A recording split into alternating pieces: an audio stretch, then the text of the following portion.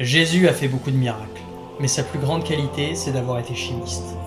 Bienvenue dans Tout se transforme, une émission dédiée à la chimie et les sciences de la matière. La chimie n'étudie pas seulement la composition de la matière, mais aussi son évolution via, entre autres, le concept de réaction chimique. Autrement dit, les molécules qui structurent la matière réagissent entre elles pour former de nouvelles molécules. Ce processus est omniprésent, que ce soit chez les êtres vivants, au niveau de l'atmosphère de notre planète, ou encore dans les nuages de matière interstellaire qui parsèment l'univers.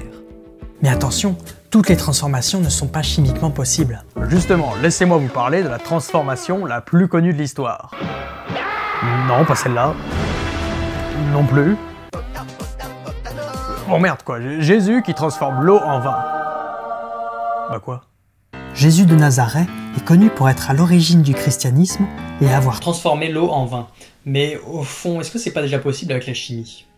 L'eau est un liquide composé de molécules nommées H2O, pour 2 atomes d'hydrogène et 1 d'oxygène.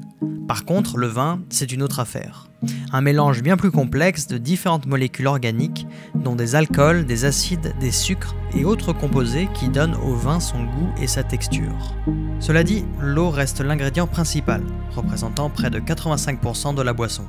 Pour revenir à notre problème de transformation, il faut donc trouver un moyen de changer 15% de cette eau en un mélange complexe de molécules organiques contenant, entre autres, de l'éthanol. Et on va voir dans cette vidéo si cette transformation est vraiment possible. Spoiler alert. J'ai dit putain. En fait, il y a 2 problèmes de taille à surmonter. Le premier, c'est que toutes les combinaisons d'atomes ne sont pas possibles. La recombinaison des atomes implique que les liaisons entre les atomes se cassent et se reforment. Casser des liaisons, ça coûte de l'énergie, mais former des liaisons, ça en libère. De manière très simplifiée, la transformation n'est possible que si l'énergie à fournir pour rompre les liaisons est moins élevée que l'énergie gagnée lorsqu'on forme les nouvelles. Dans le cas de l'eau pure, c'est compliqué de la transformer, car la liaison OH est relativement stable. Il faudrait pas mal d'énergie pour la rompre. Ce qui n'est pas le cas de la liaison OO, présente par exemple dans la molécule de peroxyde d'hydrogène, H2O2, qu'on appelle aussi de l'eau oxygénée et qui est utilisée comme antiseptique. D'ailleurs, avec le temps, le peroxyde d'hydrogène se transforme spontanément en eau à cause de la plus grande stabilité de la molécule d'eau par rapport à celle de peroxyde d'hydrogène.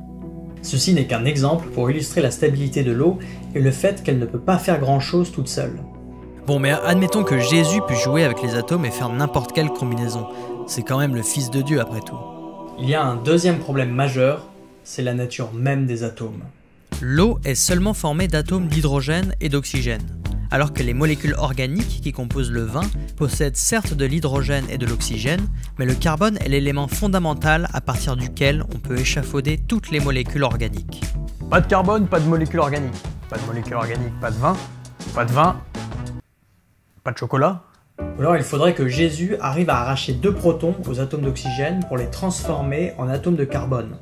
Mais d'une part, ça requiert une énergie colossale, et surtout, ça voudrait dire que Jésus n'est pas un chimiste, mais un physicien. Et ça, je peux pas le tolérer. Pourtant, il a réussi à marcher sur l'eau. C'est bien un truc de physicien, ça. Mais non, mais ça c'est un autre problème. Bref, revenons à nos brebis. La transformation de l'eau en vin est clairement impossible. Mais qu'en est-il de la transformation inverse? Et oui, j'ai dit tout à l'heure que le vin était composé à 85% d'eau. Est-ce qu'il n'y aurait pas justement une manière de récupérer uniquement cette eau?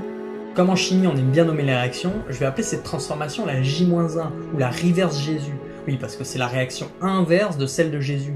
C'est avant tout pour des raisons de clarté que je fais ça, même si je sais que c'est pas très catholique. Attends, mais si tu fais l'inverse de Jésus, tu serais pas en train de faire un acte satanique? La distillation est une technique de séparation des constituants chimiques. Alors en fait la J-1 n'est pas vraiment une transformation à proprement parler, mais plutôt une séparation qu'on peut réaliser à l'aide d'une technique qu'on appelle la distillation.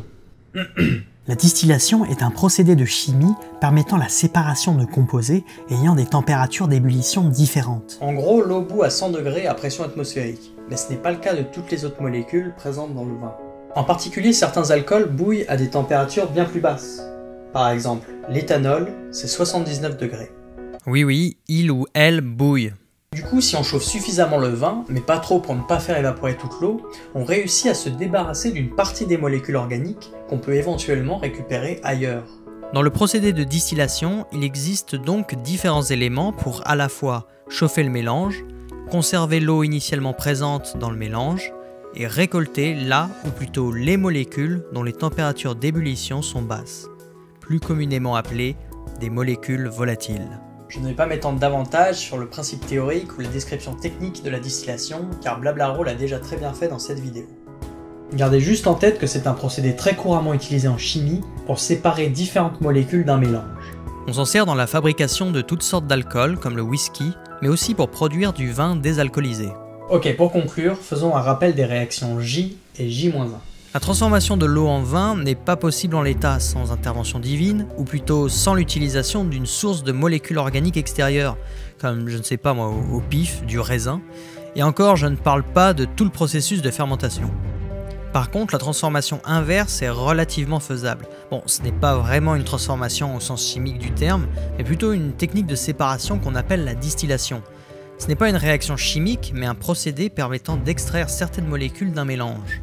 Ce qu'il faut retenir, c'est que toutes les transformations ne sont pas possibles, et que le chimiste peut avoir recours à des procédés plus ou moins sophistiqués pour manipuler la matière. Tu sais, en fait, la transformation de l'eau en vin, c'est juste une métaphore pour montrer la générosité de Dieu et la célébration de son alliance avec les humains. Ah!